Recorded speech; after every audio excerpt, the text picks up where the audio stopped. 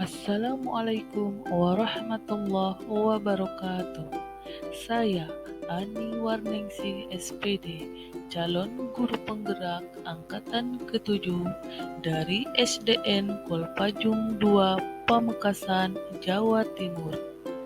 Saya akan memaparkan demonstrasi kontekstual tentang pendidikan yang berpihak pada murid, sesuai dengan konteks diri murid dan sosial budaya. Terima kasih kepada Bapak Dr. Andes Didik Siswanto MPD sebagai fasilitator dan Ibu Endang Sulastri SSI sebagai guru pengajar praktik yang selalu memberikan semangat dan dorongan selama saya melaksanakan tugas ini. Asas Trikon menurut Ki Hajar Dewantara dapat dilambangkan sebagai sistem tata surya, di mana murid digambarkan sebagai planet yang mengorbit kepada matahari dalam garisnya masing-masing. Setiap planet berevolusi dengan kecepatan yang berbeda-beda, namun tak pernah berhenti bergerak.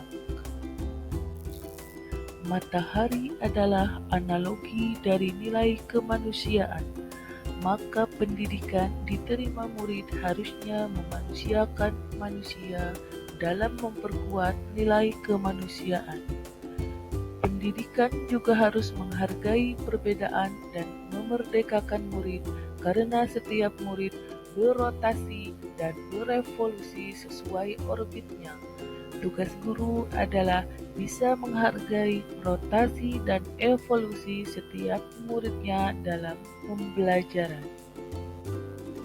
Sebagai contoh, seorang petani yang menanam padi tidak akan merubah kodrat padi.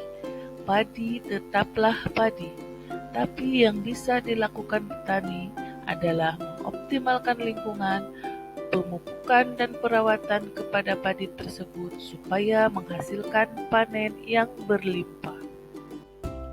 Hal yang perlu dilakukan oleh guru yaitu guru dapat mengoptimalkan lingkungan belajar, media pembelajaran, metode pembelajaran yang dapat menghasilkan pembelajaran yang berharga dan bermakna untuk masa depannya. Dasar pemikiran Ki Hajar Dewantara dalam mewujudkan merdeka belajar: 1. Menuntun. 2. Pendidik diibaratkan petani dan anak menjadi biji tanaman. 3. Budi pekerti. 4. Belajar dengan permainan. 5. Student center. Implementasi yang sudah dilakukan di lingkungan sekolah. 1. Merancang dan melaksanakan pembelajaran yang menyenangkan sesuai kodrat alam dan zaman. 2. Memusatkan pembelajaran kepada anak. 3. Memberikan kebebasan berpikir, berkreasi, dan berinovasi kepada anak. 4. Membangun komunikasi dan kolaborasi semua warga sekolah. Penerapan pembiasaan di kelas, bentuk wujud membudayakan kedisiplinan kepada siswa. Literasi 15 menit sebelum masuk kelas, berbaris di halaman sekolah sebelum masuk kelas, bersalaman dengan guru, membaca doa, dan menyanyikan lagu nasional. Melakukan pembiasaan bersih-bersih lingkungan sekolah sebagai wujud mencintai lingkungan sekolah. Melaksanakan pembelajaran di luar kelas yang menyenangkan, memanfaatkan lingkungan sekitar sekolah. Siswa lebih bebas berkreasi dan berinovasi, menghasilkan pembelajaran yang lebih bermakna.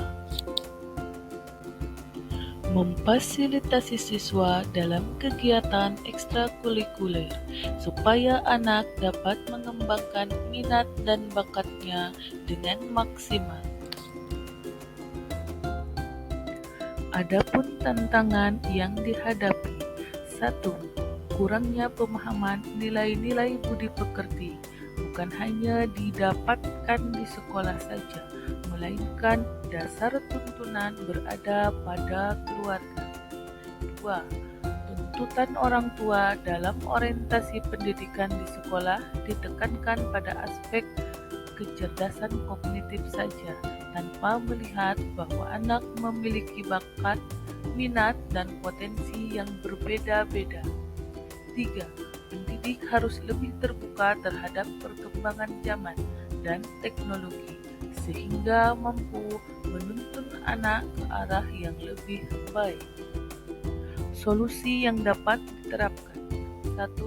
Sekolah menyelenggarakan sekolah orang tua melalui paguyuban kelas untuk menyelaraskan pemahaman budi pekerti. 2. Warga sekolah dan orang tua menyepakati bersama bahwa orientasi pendidikan di sekolah berdasarkan kebutuhan dan potensi anak.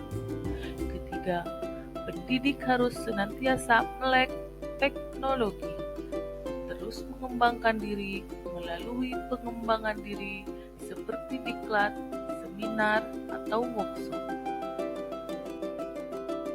Demikianlah pemaparan demonstrasi kontekstual tentang pendidikan yang berpihak pada murid.